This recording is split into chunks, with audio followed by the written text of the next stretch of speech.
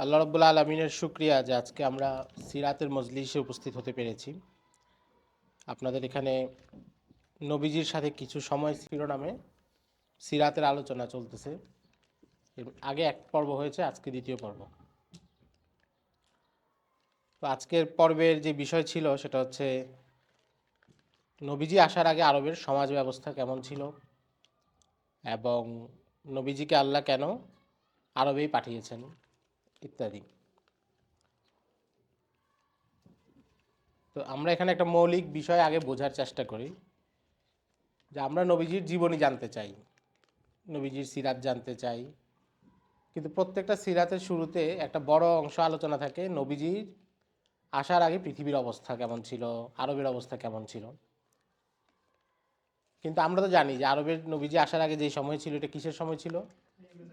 আইয়ামে জাহিলিয়াত, যখন সেখানে জুলুম, অত্যাচার, শিরক, পাপাচার এগুলো সব কিছু ছিল।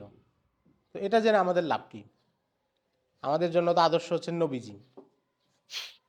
আমাদের ইসলামের জন্য যা দরকার, দ্বীনের জন্য যা দরকার সব আছে নবীজির জীবনে। নবীজি আসার আগে প্রাচীন আরবে গোত্র কেমন ছিল, শাসন ব্যবস্থা কেমন ছিল, কে কি করত, সেটা জেনে আমাদের লাভ কি?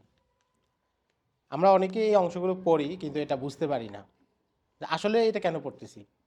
সিরাত তো এখনো শুরুই হয় নাই, নবীজির আলোচনার আসে নাই, নবীজির 200 বছর আগে থেকে, নবীজির পূর্বপুরুষদের থেকে আলোচনা, এটা কেন? এটা একটা গুরুত্বপূর্ণ জিনিস। জাহিলি যুগের ইতিহাস জানা এবং জাহিলি যুগের ইতিহাস পড়া এটা অনেক গুরুত্বপূর্ণ। হযরত ওমর রাদিয়াল্লাহু তাআলা আনহু বলছেন, ইন্নামা তুনকাযু উরাল ইসলামি উরওয়াতান উরওয়া ইজা উলিদা ফিল ইসলামি মান লাম ইয়ারিফিল জাহিলিয়া। যে ইসলামের বন্ধন তখন শিথিল হবে যখন এমন কিছু লোকজন আসবে যারা জাহিলিয়াতকেই চিনে না। ব্যাপারটা উল্টা না? ইসলাম দুর্বল হবে তখন যখন মানুষ ইসলাম জানে না। আর ওমর রাদিয়াল্লাহু তাআলা আনহু বলতেছেন যে না, ইসলাম দুর্বল হবে তখন যখন মানুষ জাহিলিয়াতকে জানে না। ব্যাখ্যা কি? ব্যাখ্যা হলো, আপনি যদি খারাপটাকে না চিনেন তাহলে ভালো কেউ বুঝতে পারবেন না। আরবিতে বলে না যে কোনো কিছুকে চেনা যায় তার বিপরীত জিনিস দেখে। যে ব্যক্তি কালো জিনিস চিনে তাহলে এরপর সে সাদাটা বুঝতে পারে যে এটা হচ্ছে সাদা, পার্থক্য। যে একজন খারাপ মানুষ দেখছে সে যখন ভালো মানুষকে দেখে তখন বুঝতে পারে যে এটা হচ্ছে ভালো। তো কেউ যদি জাহিলিয়াতের ইতিহাস পড়ে, জাহিলি যুগে আরব কেমন ছিল, ভারতবর্ষ কেমন ছিল, নারীদের অধিকার কেমন ছিল, বিচার ব্যবস্থা কেমন ছিল, মানুষের রুচি কেমন ছিল, এটা যদি কারো কাছে স্পষ্ট হয় তখনই সে বুঝতে পারবে নবীজি পৃথিবীর জন্য কত বড় রহমত নিয়ে আসছেন। যে ব্যক্তি জানে না যে জাহিলি যুগে নারীদের বিবাহ কিভাবে হতো, উম্মুল মুমিনিন আয়েশা রাদিয়াল্লাহু তাআলা আনহা বলছেন যে মোটামুটি 4 প্রকারের বিবাহ হতো। এর মধ্যে বেশিরভাগ হচ্ছে চরম অশ্লীল। একজন নারীর সাথে একাধিক পুরুষের সম্পর্ক, তারপর সন্তান হলে যার চেহারার সাথে মিলে তার সাথে তার সংসার সাব্যস্ত হতো। এখানে কি নারীর সম্মান বলতে কিছু আছে? তো এটা যে জানে সেই না বুঝতে পারবে যে ইসলামের বিবাহ ব্যবস্থা কত বড় নিয়ামত, ইসলামের পর্দার বিধান কত বড় নিয়ামত। তো এটা হচ্ছে গুরুত্বপূর্ণ যে যখন মানুষ জাহিলিয়াত জানবে না তখন হচ্ছে সে দ্বীনের গুরুত্ব বুঝতে পারবে না। সাহাবায়ে কেরাম দ্বীনকে এত গভীরভাবে কেন আঁকড়ে ধরতে পেরেছেন? কারণ দ্বীন যখন ছিল না তখন অবস্থা কেমন ছিল এটা তাদের সামনে ছিল, এবং তারা জানতেন যে দ্বীন কোথা থেকে কোথায় মানুষকে নিয়ে আসছে। দ্বীন আসার পরে পৃথিবী অনেক বদলে গেছে, এবং স্বয়ং নবীজি সাল্লাল্লাহু আলাইহি ওয়াসাল্লাম বলেছেন, মুসলিমের হাদিস, ইন্নাল্লাহা নাজারা ইলা আহলিল আরদ ফামাকাতাহুম আরাবাহুম ওয়া আজামাহুম জামিআ ইল্লা বাকায়া মিন আহলিল কিতাব। যে আল্লাহ জমিনের দিকে দৃষ্টি দিয়েছেন, দৃষ্টি দিয়ে দেখলেন যে আরবে আজমে, প্রাচ্যে পাশ্চাত্যে কোথাও আল্লাহ পছন্দ করতে পারেন এমন মানুষজন নাই। সব কুফর শিরকে নিমজ্জিত। অল্প কিছু মানুষ ছিল যারা আহলে কিতাবের অনুসারী, আসমানি ধর্মগ্রন্থগুলোর অল্প কিছু অনুসারী ছিল। বাকি সব ছিল আল্লাহ যাদেরকে পছন্দ করেন না এমন মানুষ। আবু জাহেল যে, সে কি ইসলাম আসার আগেও আল্লাহর প্রিয় মানুষ ছিল? এই ধরনের মানুষ, এই স্বভাবের মানুষ ছিল না। সবাই পাপাচারে নিমজ্জিত। তো সেই পৃথিবীতে নবীজি আসলেন। এরপর নবীজি এসে কি বললেন? নবীজি বলতেছেন যে খাইরুল কুরুনি করনি সুম্মাল্লাযীনা ইয়ালুনাহুম সুম্মাল্লাযীনা ইয়ালুনাহুম। সর্বশ্রেষ্ঠ যুগ হচ্ছে আমার যুগ, তারপর আমার পরেরটা, তারপর আমার পরেরটা। এখন আপনি শুধু এটা জানেন যে নবীজি বলছেন সর্বশ্রেষ্ঠ যুগ আমার যুগ, কিন্তু যদি আগেরটা না জানেন যে নবীজি আসার আগে যুগটা কেমন ছিল, যে আল্লাহ পছন্দ করেন এমন কেউই ছিল না, তাহলে কি জানা পরিপূর্ণ হবে? তো এটা বোঝার জন্য জাহিলিয়াতের ইতিহাসটা জানা দরকার, যে জাহিলিয়াত আসার পরে নবীজি কোথায় এটাকে নিয়ে গেছেন। যে নবীজি স্পষ্ট বলতেছেন যে সর্বশ্রেষ্ঠ যুগ আমার যুগ, সর্বশ্রেষ্ঠ কিভাবে? নবীজির যুগে তো নবীজি বড় কোনো দালান কোঠা নির্মাণ করতে পারেন নাই, বড় কোনো প্রযুক্তি আনতে পেরেছেন, কোনো স্মার্টফোন, এআই কিছুই ছিল না। এবং নবীজির যুগের পরে আজকের পৃথিবী অনেক আগে গেছে না, কিন্তু কেউ কি বলতে পারবে আমাদের যুগ নবীজির যুগের চাইতে শ্রেষ্ঠ? তার মানে ইসলামের শ্রেষ্ঠত্বের যে মাপকাঠি সেটা বস্তুগত উন্নতি না। ইসলামের শ্রেষ্ঠত্বের মাপকাঠি হচ্ছে ইনসাফ, আদল, মানুষের ভিতরে যে নৈতিক মূল্যবোধ, মানুষের ঈমান, মানুষের তাওহীদ, মানুষের তাকওয়া, যেই সমাজে এটা বেশি আছে সেই সমাজ শ্রেষ্ঠ। এখনও আমরা কি মনে করি? আমেরিকার সমাজের থেকে বাংলাদেশের সমাজ শ্রেষ্ঠ মনে করি না? কিন্তু প্রযুক্তিতে কারা আগায়া? আমেরিকা। বাহ্যিক উন্নতিতে কারা আগায়া? আমেরিকা। কিন্তু আমরা এটা কেন আমাদেরটা গুরুত্বপূর্ণ মনে করি? এখানে আপনি 10 মিনিট হাঁটলে মসজিদ পাবেন, এখানে এখনও তুলনামূলক ধার্মিক লোক বেশি, এখনও আল্লাহওয়ালা নেককার মানুষ পাওয়া যায়, এখনও আলেম ওলামা আছে, মাদ্রাসা আছে, মসজিদ আছে। কিন্তু সেখানে কুফরের সমাজ, বেশিরভাগ কাফের, অল্প কিছু মুসলমান। এখানে আলহামদুলিল্লাহ বেশিরভাগ মুসলমান, অল্প কিছু কাফের। তো এটা হচ্ছে দুইটার পার্থক্য। তার মানে ইসলামের শ্রেষ্ঠত্বের মাপকাঠি কি? কোনো জাগতিক উন্নতি না। খেলাফতের রাশেদার যে শাসন, অট্টালিকা ছিল, খেজুর পাতার ঘরের মধ্যে তাদের রাষ্ট্রীয় দপ্তর ছিল। তো এটা বেশি উত্তম না হোয়াইট হাউস বেশি উত্তম? কোনটা? আগেরটা। কিন্তু আমরা বেশিরভাগ সময় ইসলামী শাসনকে কিভাবে কল্পনা করি? তাজমহল দিয়ে, যে মুসলমানরা শাসন করলে তাজমহল হবে। তাজমহল হইতেও পারে, না হইলেও কোনো সমস্যা নেই, কারণ এটা মূল না। মুসলিম শাসন বলে বড় কোনো ইমারত হয়েছে, ইমারত মূল না। মুসলমানদের ভিতরে যে স্পিরিট সেটা হচ্ছে মূল। তো এটা হচ্ছে একটা ব্যাপার, যে জাহিলিয়াতের ইতিহাসটা কেন জানা দরকার? ইসলামের গুরুত্ব বোঝার জন্য। এটা একটা উদাহরণ দিই। আমাদের সময় আমরা এখন যারা আছি বাংলাদেশে বা সারা বিশ্বে যে মুসলমানরা আছে, এদের জন্য ইসলামী শাসন ব্যবস্থার গুরুত্ব বোঝা সহজ স্বয়ং ওসমানী খেলাফতের অধীনে যারা ছিল তাদের চাইতে। স্বয়ং ইসলামী শাসন ব্যবস্থায় যারা ছিল, যারা চোখের সামনে ইসলামী শাসন ব্যবস্থা দেখেছে, তারা যতটা এটার গুরুত্ব না বুঝেছে, আমাদের সময় আমাদের পক্ষে এটা বেশি, আরও বেশি বোঝা সম্ভব। কেন? কারণ হচ্ছে যারা ইসলামী শাসন ব্যবস্থায় ছিল ওসমানী খেলাফতে, বিভিন্ন খেলাফতে শেষের দিকে, তারা জাহিলিয়াতটা দেখে নাই। তা তো ইসলাম দেখতেছে, কিন্তু ইসলাম না থাকলে কি ক্ষতি হবে এটা কি তারা দেখছে? এই জন্য আপনি দেখবেন যে ওসমানী খেলাফতটাকে যে ধ্বংস করছে, কারা করছে? বাহির থেকে ইহুদিরা চেষ্টা করছে, অন্যরা চেষ্টা করছে, কিন্তু ভিতর থেকে কেউ চেষ্টা না করলে বাইরের প্রেশারে কিছু হয় না। স্বয়ং মুসলিম সমাজের একটা অংশে বলছে আমরা আর খেলাফত চাই না। তরুণ তুর্কি যারা যারা পড়াশোনা করছে আধুনিক, তারা বলছে আমরা ইউরোপের মতো হব, আমরা আর খেলাফত চাই না। ভেতর থেকে একটা শত্রু দাঁড়ালে এরপর বাইরের লোক সাহায্য করতে পারে। তার মানে খেলাফত চায় নাই কারা? মুসলমানরা। এবং বড় বড় ব্যক্তিত্ব, একজন ছিলেন শাইখ রশিদ রেজা, অনেক বড় আলেম তখনকার, উনি নিজে বলতেছেন যে এই খেলাফত দুর্বল, এটা আমরা চাই না। আহমদ সুকাইরি ছিল একজন বড় আইনজীবী, সে বলছে আমরা এই খেলাফত চাই না, আমরা এটার বিরুদ্ধে। ওসমানী খেলাফতের বিরুদ্ধে বড় বিদ্রোহ করছে শরীফ হোসাইন, যে মক্কার গভর্নর ছিল। তাহলে বড় আঘাতগুলো কারা করছে? মুসলমানরা। কিন্তু যারাই ওসমানী খেলাফতের পতন ঘটাইছে 30 বছর 40 বছর পরে, বৃদ্ধ বয়সে যখন তার আত্মজীবনী লিখছে, প্রত্যেকে স্বীকার করছে যে আমরা এই খেলাফতের পতন ঘটানো আমাদের জন্য ভুল সিদ্ধান্ত ছিল। আহমদ সুকারি তার আত্মজীবনী আছে, 1970 সালে বের হয়েছে, খেলাফতের পতন করছে 24 সালে, তার মানে কত, মোটামুটি 50 বছর পরে। সেই লিখতেছে যে ওসমানী খেলাফতের সবচেয়ে খারাপ মুহূর্তটাও এর পরের সবচেয়ে ভালো মুহূর্তের চাইতে উত্তম। কারণ কি, এখন বুঝছে খেলাফত না থাকার পরে কি হয়েছে, এটা পরে বুঝছে। তো এখানে আমাদের সুবিধা কি? আমরা চোখের সামনে জাহিলিয়াত দেখতেছি। আমাদের যে শাসন ব্যবস্থা, আমাদের যে বিচার ব্যবস্থা, আমাদের যে শিক্ষা ব্যবস্থা, আমাদের একদম চোখের সামনে, আমরা বুঝতেছি যেটাতে সম্ভব না, এটাতে আমাদের মুক্তি নাই, আমাদের প্রতি পদে বন্দী, মানুষের কোনো অধিকার নেই। একজন রাস্তা দিয়ে হেঁটে যাবে, মাথার উপর মেট্রো রেল থেকে পরে মারা যাবে, রাষ্ট্রের কোনো দায় নেই। একজন নেতাকে প্রকাশ্যে গিয়ে খুন করে আরেক দেশে পালায়া যাবে, এটা ধরার জন্য মানুষকে ভুলিয়ে দেওয়া হবে। আপনার গানে 1 লক্ষ ভিউ দিয়ে তো কিছু আসা যায় না, বিচার যদি না হয়। জানা যায় 30 লক্ষ মানুষ হয়, এটা তো জরুরি না যদি বিচার না হয়, খুনিকে পালায়া যেতে দেওয়া হয়। তার মানে এখানে মানুষের কোনো ইনসাফ নাই। এবং আমরা 50 বছরে দেখছি, আমরা আমাদের বড় হওয়ার পরে 20-30 বছর দেখছি কোনো খুনের বিচার হয়নি, কোনো অপরাধের বিচার হয়নি। সর্বশেষ যে বড় অপরাধ জুলাইতে আমরা দেখলাম, জুলাই গণহত্যা, সেটারও বিচার হচ্ছে না, সময় ক্ষেপণ হচ্ছে। আমরা বুঝতেছি যে এগুলো সব নর্মাল করে ফেলা হবে, মানুষ ভুলে যাবে, মানুষ কয়দিন মনে রাখবে। তো এটা যে বুঝতেছে সেই না বুঝবে যে ইসলামী বিচার ব্যবস্থা কত জরুরি।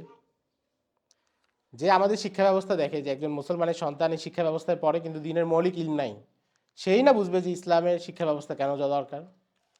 তার মানে আমরা যে সময় আছি এটা আমাদের জন্য কি সহজ? স্বয়ং ওসমানী খেলাফতে যারা ছিল শেষের দিকে, তারা তো দীর্ঘ সময় ইসলাম দেখতে দেখতে বিরক্ত হয়ে গেছে, অভ্যস্ত হয়ে গেছে। যে কোনো একটা নিয়ামতের মধ্যে লম্বা টাইম থাকে, একটা পর্যায়ে তার অনুভূতি চলে যায় না। একজন অনেক বড় লোক, তো তাকে দেখে আরেকজন হিংসা করে, কিন্তু তার তো নিজের ভিতরে বেশি ফিলিংস আসে না। যে অনেকদিন ধরে বড় লোক, তার কাছে এটা বিশেষ কিছু মনে হয় না। তো মুসলমানরা হচ্ছে তখন একটা নিয়ামতে থাকতে থাকতে তারা এটা ভুলে গেছে যে নিয়ামতের কদর করতে পারে নাই। আমরা যেহেতু এখন নিয়ামত হারাইছি, এটা কদর করা আমাদের পক্ষে সম্ভব। তো এটাও ওমর রাদিয়াল্লাহু তাআলা নুরই কথার প্রমাণ যে আমাদের ইসলাম, এই যে আপনি দেখবেন যে আমাদের তরুণ সমাজ, আলেমরা এখন একটা জাগরণ না, সব দিকে ইসলামের বিভিন্ন বিষয় নিয়ে মানুষ শুধু এক কেন্দ্রিক চিন্তা করতেছে না, ইসলামের বিভিন্ন বিষয় নিয়ে জানতে চায়, কথা বলতে চায়। কারণ হচ্ছে সে দেখছে, সে এখন জাহিলিয়াতটা কিছুটা চিনছে, আধুনিক যে জাহিলিয়াত এটা সে বুঝছে। এটা হচ্ছে একটা ব্যাপার। তার মানে আমরা যে সিরাত পড়বো, সিরাত পড়ার সময় জাহিলিয়াতের ইতিহাস পড়া অত্যন্ত জরুরি। জাহিলিয়াতের ইতিহাস থেকে অনেক কিছু শেখার আছে, এবং জাহিলিয়াতের ইতিহাস পড়লে আমরা বুঝবো যে নবীজির রিসালতের ক্ষেত্রে, নবীজির নবুয়তের ক্ষেত্রে নবীজি কিভাবে কাজ করেছেন, কিভাবে এগুলো পরিচালনা করেছেন এগুলো। আর এরপর একটা বিষয় হচ্ছে যে, আমি খুব সংক্ষেপে বলতেছি যেহেতু আমাদের সময় কম, যে নবীজিকে কেন আরবে পাঠানো হলো, নবুয়ত কেন আরবে আসলো, অন্য জায়গায় কেন আসলো না? এর মৌলিক কয়েকটা কারণ সিরাত বিদলা লিখেছেন, বিশেষ করে সৈয়দ আবুল হাসান আলী নদভী ওনার সিরাত নবী রহমতে লিখছেন। একটা কারণ হলো যে আরবের মানুষের মধ্যে ভুল ত্রুটি ছিল, যুদ্ধবাদ ছিল, মারামারি হানাহানি ছিল, কিন্তু তাদের চিন্তাধারা স্বচ্ছ ছিল। অর্থাৎ কোনো কিছুকে তারা যদি একবার বুঝতো যেটা সঠিক, তাহলে তারা সেটা গ্রহণ করত। এমন না যে, বেশিরভাগ ক্ষেত্রে এমন না যে সে একটা জিনিস বুঝছে কিন্তু তার মাথায় আরও প্যাচ লেগে আছে, এই জন্য সেটা গ্রহণ করবে না। বেশিরভাগ আরব এমন ছিল না, কিন্তু অন্যান্য অঞ্চলের মানুষ এমন ছিল না। যেমন আমাদের ভারতবর্ষ, রোমান সভ্যতা, রোমানদের মধ্যে ছিল বিভিন্ন দার্শনিকতার চর্চা।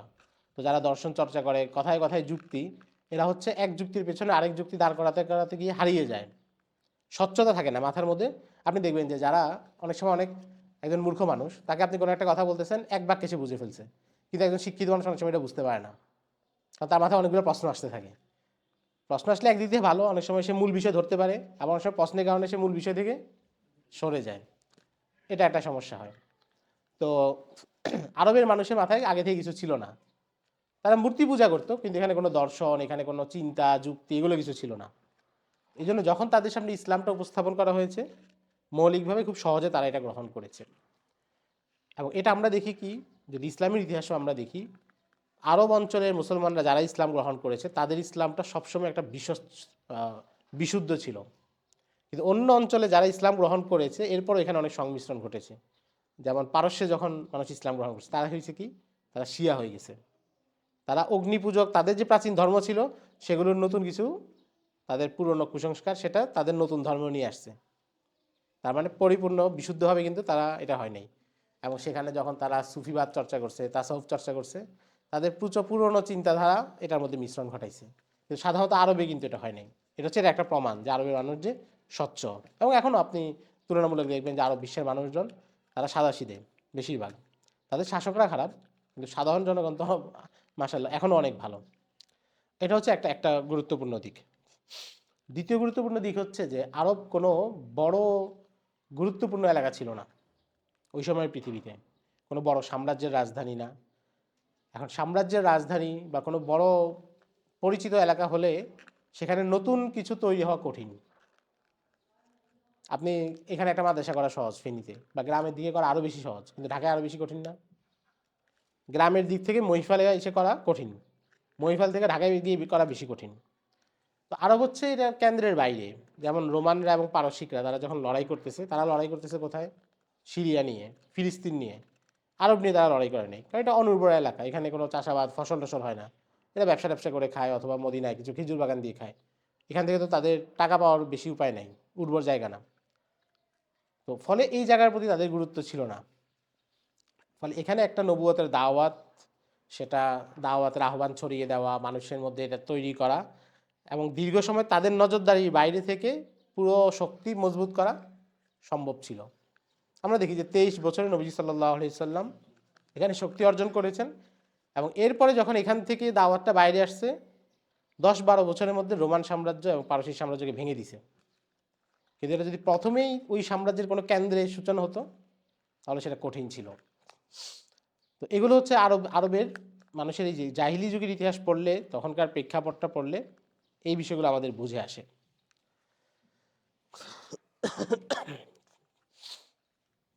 এরপরে জাহিলি যুগের আরেকটা বড় বিষয় হচ্ছে যে নবীজির বংশধারা, এটাকে গুরুত্বপূর্ণভাবে পড়া। নবীজির পূর্বপুরুষ মাদ ইবনে আদনান পর্যন্ত একদম বিশুদ্ধভাবে জানা যায় নবীজির পূর্বপুরুষ। তো এদের সবার সম্পর্কে তথ্য আছে, সবার সম্পর্কে পড়া, যে কোন ব্যক্তিটা কেমন ছিলেন। এটা পড়লে আপনি অনেকগুলো ব্যাপার বুঝতে পারবেন।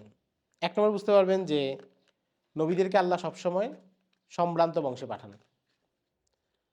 কোনো নবীকে আল্লাহ একদম অপদস্থ বা সমাজের খুব দুর্বল কোনো অংশে পাঠান না। নবীরা কোথায় আসেন? সম্ভ্রান্ত বংশে। সম্ভ্রান্ত বংশে কেন আসেন?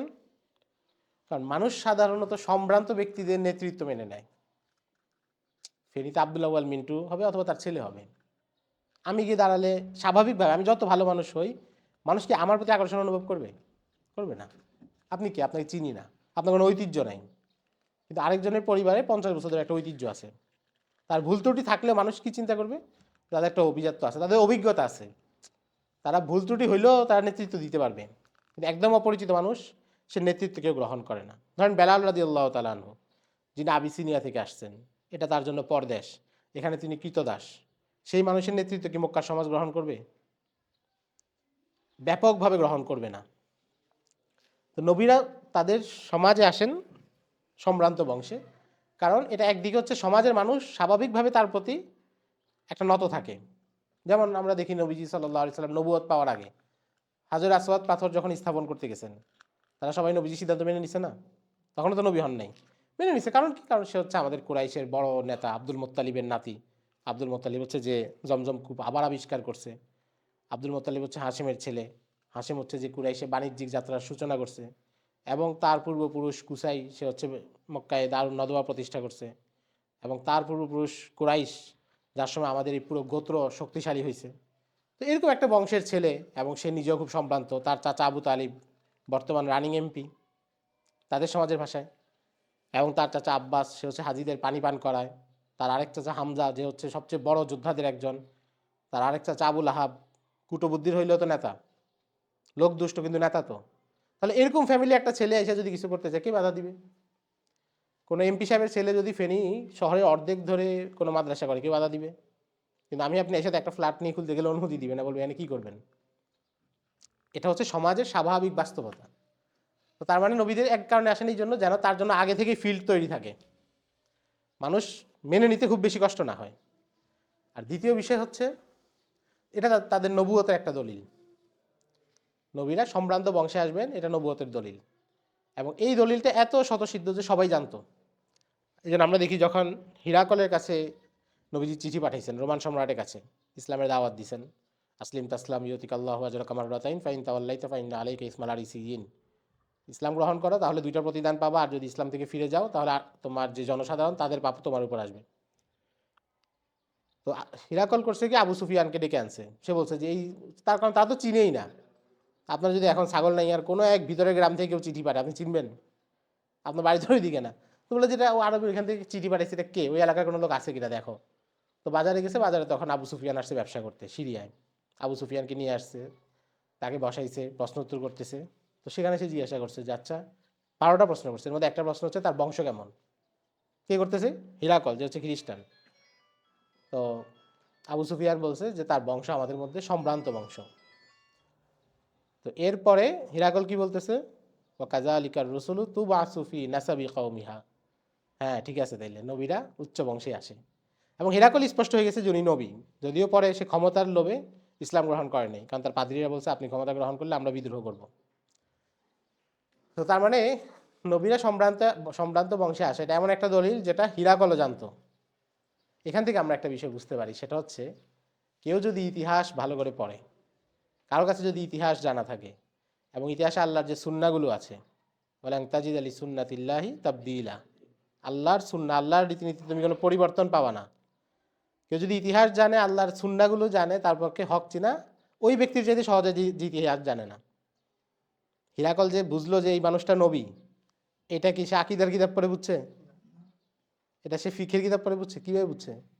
ইতিহাস জানে, কারণ আগে যত নবী আসছে সবাই সম্ভ্রান্ত বংশে আসছেন, কাজে ইনিও সম্ভ্রান্ত বংশে আসবেন। আরও উদাহরণ দেখেন, নবীজি যখন ওহী পেলেন, প্রথমে তো উনি ভয় পেয়ে গেছেন। উম্মুল মুমিনিন খাদিজাতুল কুবরা রাদিয়াল্লাহু তাআলা আনহাকে এসে বলছেন, আমাকে কম্বল দিয়ে আবৃত করে দাও, কারণ নতুন অভিজ্ঞতা, আগে তো জিবরাইল আলাইহিস সালামকে দেখেন নাই। এরকম কিছু নবী যে নবী হবেন এক সেকেন্ড আগেও তো উনি জানতেন না। 40 বছর বয়সে যেই মুহূর্তে জিবরাইল আলাইহিস সালামকে দেখছেন, এর এক সেকেন্ড আগেও তিনি জানতেন না। যদিও কিছু আলামত পাচ্ছিলেন, রাস্তায় পাথর সালাম দিত, গাছ সালাম দিত, কিছু অস্বাভাবিক ঘটনা ঘটতেছিল, কিন্তু নবী হবেন এটা তার মাথায় নেই। তো উম্মুল মুমিনিন তখন কি করলেন, ওনাকে বললেন যে আমার চাচাতো ভাই ওয়ারাকা ইবনে নওফেলের কাছে চলেন, উনি তাওরাত এবং ইনজিলের বড় আলেম, ওনার সাথে কথা বলি। ওয়ারাকা ইবনে নওফেলের কাছে গিয়ে সব বলার পরে উনি বললেন যে ইনি হচ্ছে জিবরাইল, যিনি মূসা আলাইহিস সালামের কাছে আসতেন। এরপরে দেখেন উনি বলতেছে কি যে ওই সময়টা যদি, যখন তোমার কম তোমাকে এখান থেকে বের করে দিবে, ওই সময় যদি আমি তোমার পাশে থাকতাম তাহলে আমি তোমাকে সাহায্য করতাম, যদি আমি বেঁচে থাকি আমি তোমাকে সাহায্য করব। এটা কে বলতেছে? ওয়ারাকা ইবনে নওফেল। আচ্ছা আপনি বলেন, নবীজি হিজরত করবে কত বছর পরে? আরো 13 বছর পরে। নবীজি হিজরত করবে, নবীজি তখন জানেন? জানেন না। পুরো ইসলামী তো দিনই তো আসেনি, শুধু সূরা আলাকের 3-5 আয়াত আসছে। কিন্তু ওয়ারাকা ইবনে নওফেল বলতেছে কি যে আপনাকে যখন এখান থেকে বের করে দিবে, এবং নবীজি অবাক হয়ে গেছেন যে আমুখরিজি আমাকে এখান থেকে বের করে দিবে। তখন ওয়ারাকা ইবনে নওফেল বলছে হ্যাঁ বের করবে, কারণ আপনার আগে যতজনেই দাওয়াত নিয়ে আসছে সবাই সাথেই আচরণ করছে। তাহলে নবীজির সাথে 13 বছর পরে যেটা ঘটবে, নবীজি নিজেও যেটা জানেন না, সেই কথা ওয়ারাকা ইবনে নওফেল বলতেছে কোন জ্ঞান থেকে? ইতিহাসের জ্ঞান থেকে। আমাদের সমাজে আমরা বেশিরভাগ সময় ইতিহাসের গুরুত্বটা বুঝি না।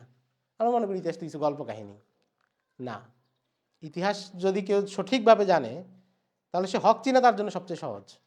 সে হক বুঝতে পারবে। ওরা কিন্তু নভেল যে শুনেই বুঝে ফেলছে এটা হচ্ছে জিবরাইল আলাইহিস সালাম, কীভাবে বুঝছে? অনেকে এটাকে মনে করে যে ওরা কিন্তু নভেল বুঝি গণক ছিল, ভবিষ্যৎবাণী করছে। ভবিষ্যৎবাণী না, এটা একটা স্বাভাবিক জিনিস। আমি যদি রাতের 3টা বাজে এখান থেকে বের হই, বলি আমি সুগন্ধা বাসে চৌমনি যাব, আপনি আমাকে কি বলবেন? বাস পাবো না, এটাই তো বলবেন। তা আপনি কি এখানে ভবিষ্যৎ জানছেন? কীভাবে জানছেন? ইতিহাস থেকে, যে লাস্টে গত 10 বছরের হাতে 3টা বাজে এখানে সুগন্ধা বাস চলে না। তো এইভাবে যদি আমরা ইতিহাসটা চিন্তা করি, যে ইতিহাসটা হচ্ছে মূলত আমরা সবসময় কাজে লাগাই। এই যে আপনি কোনো একটা মাদ্রাসায় ভর্তি হবে কেউ, বা কেউ কোনো কলেজে ভর্তি হবে, সেটা কি দেখে ভর্তি হয়? ইতিহাস দেখে। লাস্টের 10 বছর এই কলেজের রেজাল্ট কি? এটা ইতিহাস না? এই মাদ্রাসায় বড় বড় কোন কোন আলেম ফারেক হয়েছে এটা দেখে, তো এটা কি? ইতিহাস। তার মানে ইতিহাস আমরা কাজে লাগাই, হয়তো বুঝি না যে আমি আসলে ইতিহাস কাজে লাগাই যাচ্ছি। তো এটা একটা গুরুত্বপূর্ণ ব্যাপার যে আমরা যখন সিরাত পড়বো তখন দেখব যে ইতিহাসটা কিভাবে কাজ করে। ইতিহাসটা বুঝলে হক চিনা সহজ হয়ে যায়। তো এই জায়গা থেকে আমরা বিক্ষিপ্তভাবে 3টা কথা বললাম। একটা হচ্ছে জাহিলি যুগের ইতিহাস জানাটা গুরুত্বপূর্ণ, কারণ জাহিলি যুগটা বুঝতে পারলে আমরা ইসলামের গুরুত্ব বুঝতে পারবো। নবীজি যে সমাজে আসছেন, যিনি যে রহমাতুল্লিল আলামিন, রহমতটা কিভাবে? রহমতটা হচ্ছে নবীজি যা না আসলে পৃথিবী এখনো জাহিলিয়াতে থাকতো, সেই জায়গা থেকে রহমত। আর আরেকটা হচ্ছে যে নবীজি কেন উচ্চ সম্ভ্রান্ত বংশে আসলেন, আরবে কেন নবীজি প্রেরিত হলেন, এবং পাশাপাশি হচ্ছে যে আমরা যদি ইতিহাসটাকে বুঝি, নবীদের দাওয়াতের ইতিহাসগুলো পড়ি, সিরাতের ইতিহাসগুলো পড়ি, তাহলে আমরা আমাদের সময়ের অনেক কিছু বুঝতে পারবো, এবং আমাদের সমাজে আপনি কিভাবে কাজে লাগাবেন সেটা বুঝতে পারবেন। ছোট্ট একটা উদাহরণ দেই। একজন আমার পরিচিত গত কয়েকদিন আগে দেখা করতে আসছে, তো তার বাবা হচ্ছে গুলশানের খুব প্রভাবশালী একজন ব্যক্তি, কিন্তু কোন একটা রাজনৈতিক দলের সদস্য। তো সে আবার খুব দিনদার, এবং সে বাবার কোনো কিছুর সাথে জড়িত না। এখন তার চিন্তা হচ্ছে যে সে বাবার সাথে সম্পর্কটা ছিন্ন করবে। তার বাবা এমনি তত খারাপ মানুষ না, রাজনীতি করলে ন্যূনতম যতটুকু খারাপ হইতে হয় অতটুকু খারাপ, কিন্তু অতিরিক্ত খারাপ না। কিন্তু সে বলতেছে বাবার সাথে সম্পর্ক ছিন্ন করবে। আমি বললাম কেন? আপনার বাবা তো আপনাকে এগুলোতে বাধাও দেয় না, বরং মাঝখানে একবার সে তার এলাকার একজন সমস্যায় পড়তো, তার বাবা ওই আলেমকে রক্ষা করছে। আমি বললাম তার তো কিছু কাজ আছে। বললো না ভাই, ইমান কুফর একসাথে থাকে না। এখন ইমান কুফর একসাথে থাকে না, এটা সে কি কেন বলছে? কারণ সে হচ্ছে নবীজির সাথে আবু তালেবের যে সম্পর্ক এটা জানে না, এটা সে প্রায়োগিক আকারে পড়ে নাই। নবীজি যে মক্কায় ছিলেন, আবু তালেবের সাহায্য নিয়েছেন কিনা, এটাকে আপনি কি বলবেন? আচ্ছা, আজান হয়ে গেছে, ঠিক আছে, আমাদের মোটামুটি আলোচনা তো হয়েছে, বাকি আলোচনা আবার কখনো সাক্ষাৎ হলে। আর আপনারা নিয়মিত সিরাতের মজলিসটা চালু রাখবেন। যে কোনো কাজে ধারাবাহিকতাটা অনেক বেশি জরুরি, ধারাবাহিকতা যেন বন্ধ না হয়।